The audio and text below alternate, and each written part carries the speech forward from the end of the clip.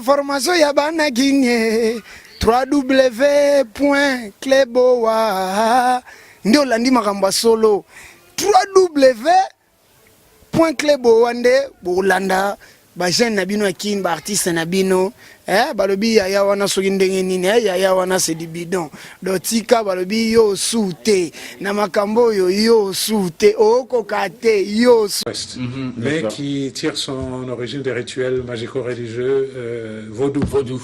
Voilà. Oui. Alors, il est percuté aussi par ce qu'on appelle les clavets. Les clavets, c'est les petits bâtonnets qu'on a vus ici dans l'African Jazz, dans l'Ok Jazz, etc. Au début, Vicky Longomba, Kabasele, tous les chanteurs du début, ils utilisaient ça. Ouais.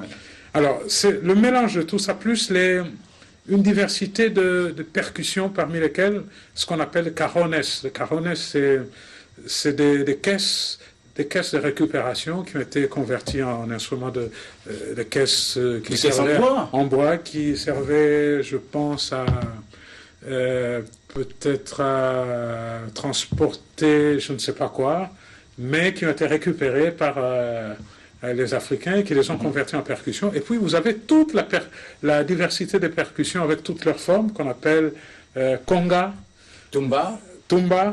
Et à Cuba, ils appellent ça tumbadora, mais ils en utilisent toujours à 2 ou 3. Vous avez le quinto, et le joueur de quinto s'appelle quintero.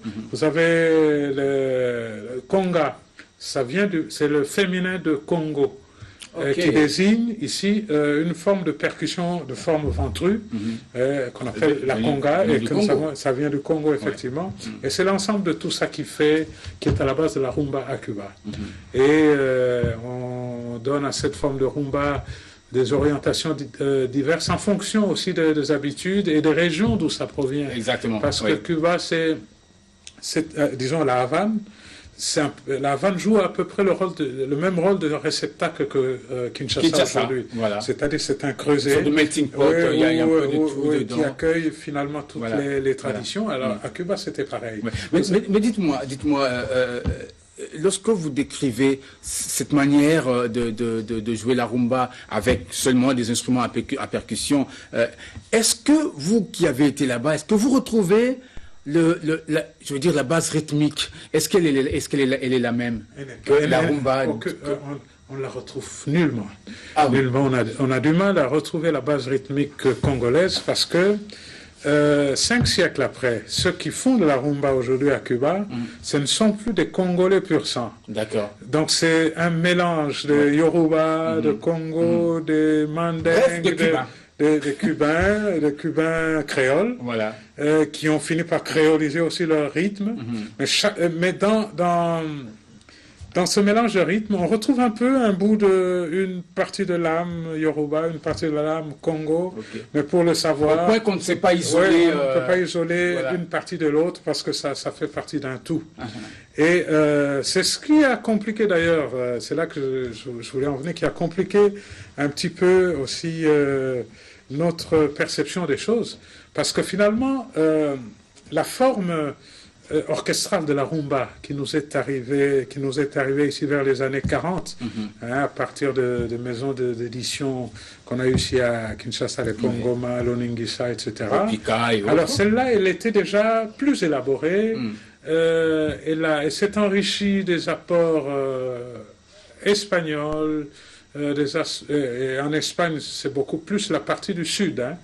C'est l'Extremadura, c'est la Galicie.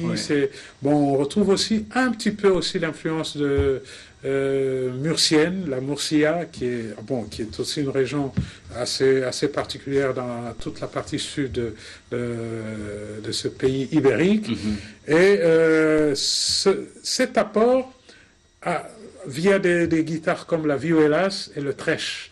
Le tresh qui est la guitare solo du son et de la rumba cubaine, qui a influencé nos guitaristes de l'époque.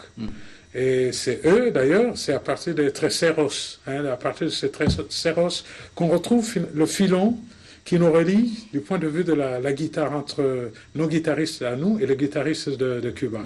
Mais ça, c'est dans la forme qu'on appelle son cubano, qui s'est présenté en 2 temps. On a eu le son à l'origine, tout court. Et puis, on a eu le son montuno après, qui est devenu beaucoup plus riche, parce que c'est là qu'on retrouve la forme d'antiphonation, de dialogue entre solo et chœur, qui est aussi une des marques de notre rumba de l'époque, la rumba de l'African jazz, le jazz, etc.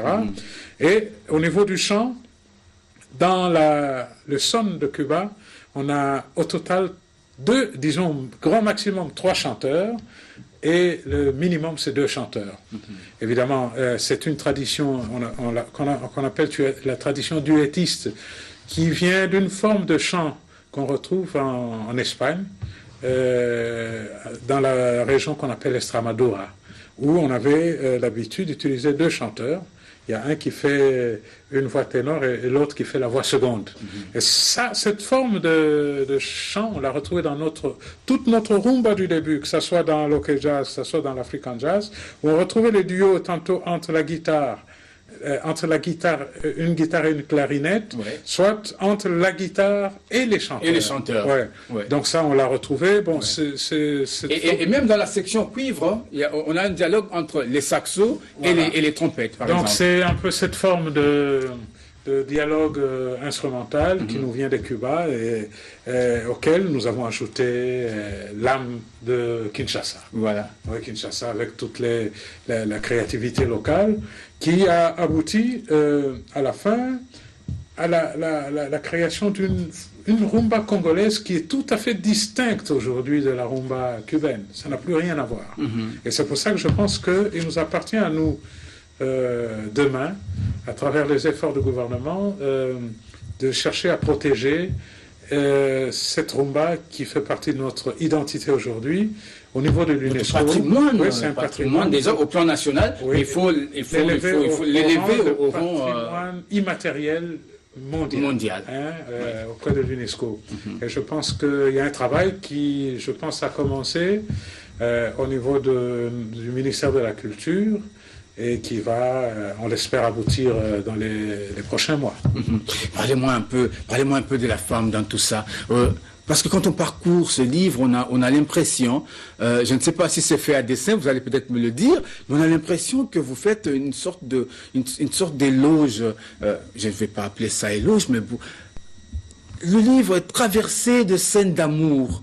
Et même dans les mots, vous parlez d'érectilité masculine, vous parlez de sensualité, au niveau de la gestuelle. On a l'impression que vous êtes en train de décrire des scènes d'amour.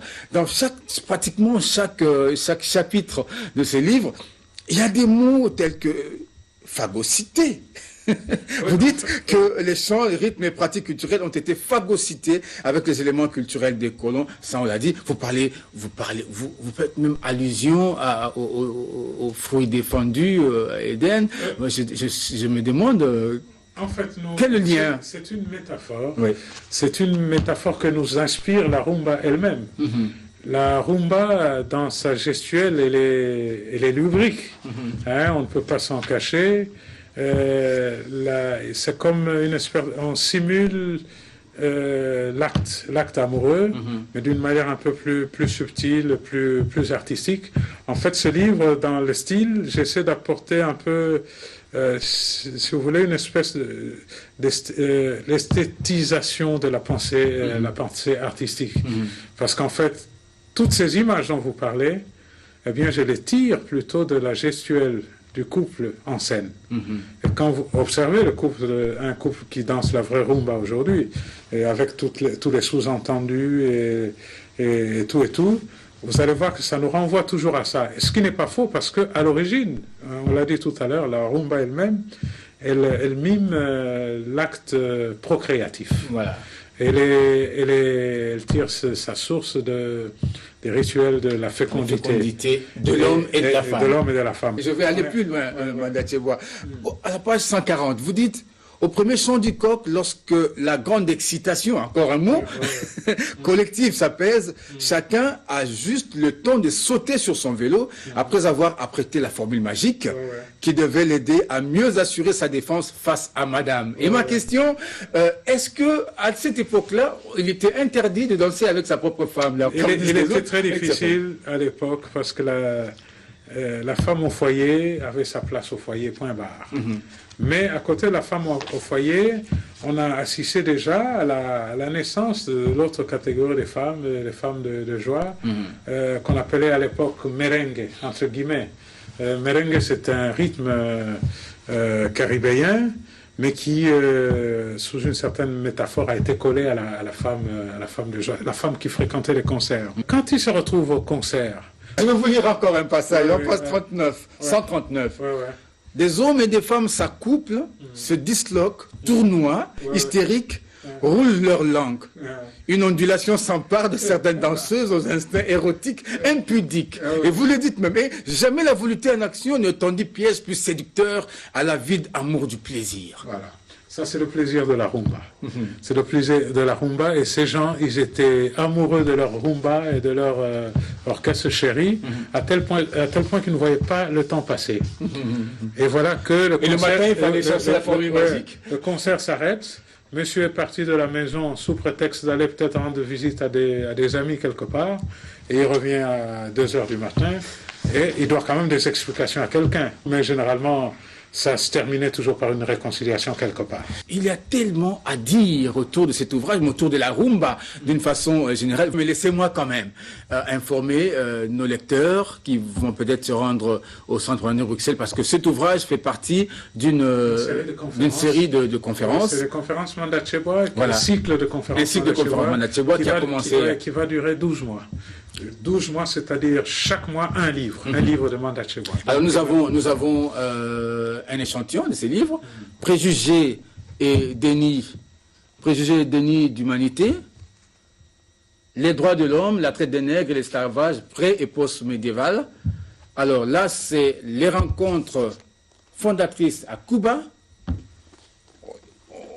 On n'est pas encore sorti de Cuba. Alors, il y a encore résistance et quête de liberté à Cuba, encore une fois. Et musiques et danses de Cuba, là sûrement on va encore retrouver la rumba. Parallèlement à votre travail de recherche, il y a des artistes qui ont, eux, à leur manière aussi, fait rendu hommage à la rumba. Entre autres, les Kekele.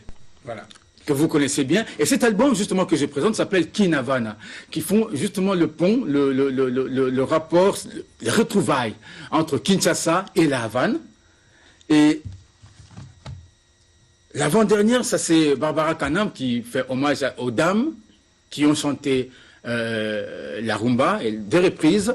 Et le tout dernier, c'est Maïka Mounan, dans Congo Masters, qui fait aussi hommage, qui rend aussi hommage à la rumba congolaise. On va peut-être terminer cette émission en rappelant ce que vous avez dit. Moi, j'ai beaucoup aimé ce passage en page 213 et nous allons conclure là-bas. Après, on va proposer un peu de rumba, voilà. Pour une fois dans une émission littéraire. Vous dites... À mieux y regarder, Brazza et sa jumelle d'en face semblent avoir été séparés par l'eau pour mieux les rapprocher. C'est très beau, ça, c'est poétique. L'eau du fleuve, n'est-ce pas, le sang qui coule dans les veines de ces deux peuples unis. Oya lingi alanda ba information ya bana kinye www.kleboa ndio landi makambo solo www.kleboa nde bolanda ba jeune na bino akini ba artiste na bino balobi ya wana soki ndenge nini ya wana c'est du bidon dotika balobi yo sute na makambo yo sute oko kate yo